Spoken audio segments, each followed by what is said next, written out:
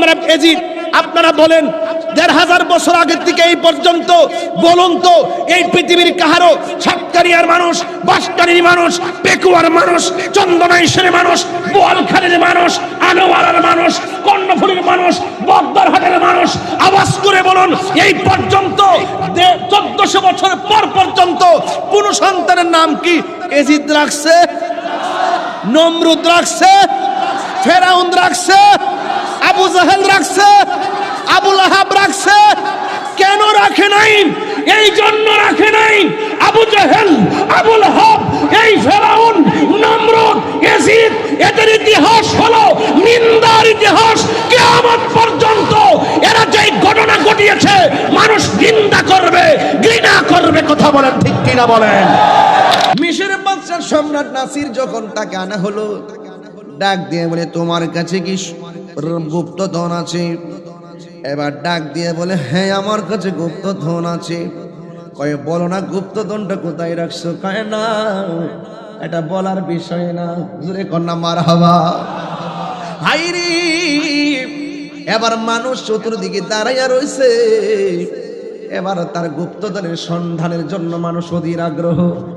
এবার বাদশা অর্ডার করলেন এমনি তো হবে না, রিমান্ড দেওয়া লাগবে। রিমান্ড আমাদের সমাজের ভিতরে তথ্য উদ্ঘাটনের জন্য রিমান্ড দেওয়া হয়, রিমান্ড মঞ্জুর করা হয়।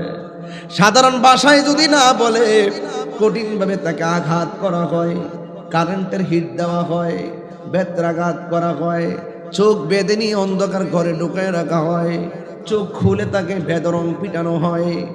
এইভাবে অনেক তরুণের তথ্য উদ্ঘাটন করে তাকেও সেই রিমান্ড দেওয়া হলো। শুনেছি তোমার কাছে ধনভাণ্ডার আছে, গুপ্তধন আছে, আবার তুমিও স্বীকার করলা আছে। কোথায় আছে আমাকে বলো না। কয় না বলা যাবে না, এটা বলার বিষয় না। এবার তারে যখন রিমান্ড দিল, এমন কিছু পোকা আছে, পোকাগুলো তার গায়ের মধ্যে ছেড়ে দেওয়া হলো। এই পোকা যদি কামড় দেয়, কামড় দিলে সে মারা যায়, এমন পোকা তার গায়ের মধ্যে দেওয়া হলো। অনেক ধরনের শাস্তি নির্ধারণ করা হলো। ও বন্ধু, যখন অনেক ধরনের শাস্তি নির্ধারণ করা হলো, যতই কামড় দেয় তার চেহারার ভিতরে প্রফুল্ল প্রফুল্ল ভাব আসে, যতই তার আঘাত করে ততই সে আনন্দে হাসতে থাকে। জোরে জোরে কি সুবহানাল্লাহ বলা যাবে না? আরে প্রেমিকদেরকে শুধুমাত্র দুনিয়ার পোকা কেন, প্রেমিকদেরকে তো জাহান্নামের আগুন ধরে না। কথা কোন ঠিক কিনা? আহলে সুন্নাত ওয়াল জামাআত, এটিই হলো মুক্তির সরল পথ। আসুন এই সত্যের পথে আমরা ঐক্যবদ্ধ হই। ও বন্ধু, ওই মুহূর্তে ওই পাগলা ডাক দিয়া বলে কাজ হবে না। ইন দি মিন টাইমে তাকে অনেক ধরনের আঘাত করা হলো, কোনোভাবে সে রাজি হয় না। জিজ্ঞেস করা হলো তুমি রাজি হও না কেন? তাইলে এখনো সময় আছে, তোমাকে আমি অত্যন্ত নরমালি তোমাকে বলতেছি, একটু শুধুমাত্র ঘটনাটা বলো। তুমি কি বলছো এটা বলার বিষয় না, আসলে কিসের বিষয় তুমি আমাদের সামনে তুলে ধরো। তোমাকে যে এমন ভাবে আঘাত করি তুমি কি ব্যথা পাও না? কয় না আমি ব্যথা পাই না। কয় কারণটা কি? কয় কারণটাকে শুনে যান। ও বন্ধু, আমি ব্যথা পাই না কেন? আমার মাথার উপরে ইমামে আলী মুকামের ইমাম হুসাইনের কল্লা মুবারকের স্পর্শ লেগেছে। আরো বড় করে কোন আল্লাহু আকবার। ইয়া রাসূল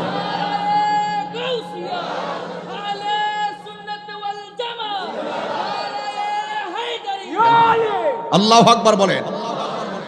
এ বন্ধুগণ, শুধুমাত্র তাই নয়, ও আমার আনোয়ারের বাবা, কর্ণফুলীর বাবা, গৌসে কমিটির বাবারাও একটু মহব্বত লাগাইয়া লাগাইয়া দরদ লাগায় লাগায় শুনেন। উম্মে সালমা বলেন এই দিক দিয়ে জবাই হলো, আর আমি রাতের বেলা স্বপ্নে দেখলাম আমার নবী আমার ঘরের মধ্যে হাজির হয়ে গেছে। জুরে কোনা সুবহানাল্লাহ। আমার নবী এই আনোয়ারাতে আসার ক্ষমতা আছে না নাই? আমাদের ভাঙ্গা করে নবী দিদার দেওয়ার ক্ষমতা আছে না নাই? উম্মে সালমা বলেন আমি স্বপ্ন দেখেছি আমার নবী, আপনার নবী রহমাতুল আলামিন আমার ঘরের মধ্যে আসলেন। আমি তাকাইয়া দেখলাম আমার নবীর চুল মুবারকে মাটি মুবারক দেখা যায়, আমার নবীর দাড়ি মুবারকে মাটি মুবারক দেখা যায়, শরীর মুবারকে মাটি মুবারক দেখা যায়। মুহূর্তে আমার নবী উম্মে সালমার কাছে ডাক দিয়া বলে, এই উম্মে সালমা, আমি তোমার কাছে একটা বোতল দিয়া গেছিলাম। আজকে অনেক মানুষ নবী যে গায়েবের খবর দেনওয়ালা মানতে চায় না।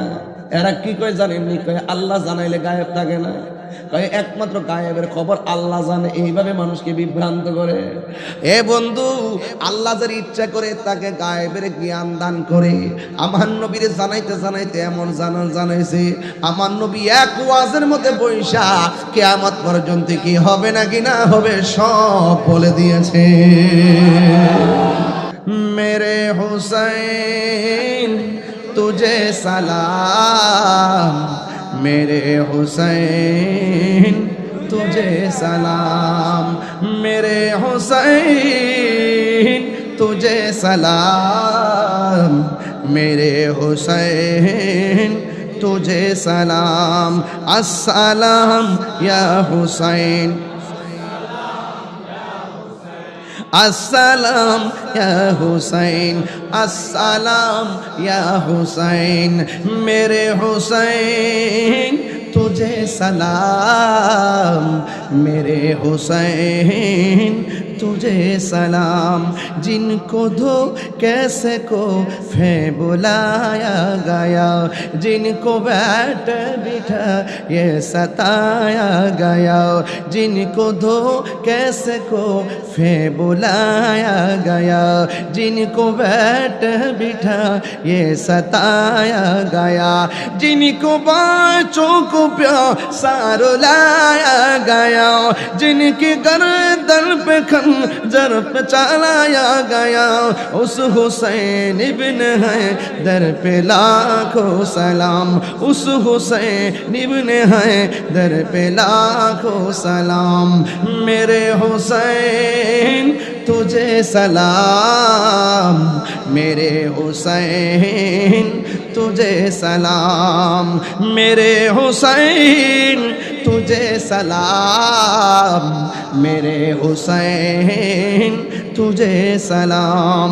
जिसने हक करबला में अदा कर दिया, अपने नाना का वादा वफा कर दिया, जिसने हक करबला में अदा कर दिया, अपने नाना का वादा वफा कर दिया, सब कुछ उम्मत की खातिर फिदा कर दिया, घर का घर हिस्स पर खुदा कर दिया, उस हुसैन इब्न हैदर पे लाखों सलाम, उस हुसैन इब्न हैदर पे लाखों सलाम, मेरे हुसैन तुझे सलाम, मेरे हुसैन तुझे सलाम, मेरे हुसैन तुझे सलाम,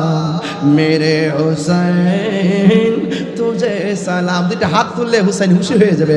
मेरे हुसैन तुझे सलाम, मेरे हुसैन तुझे सलाम।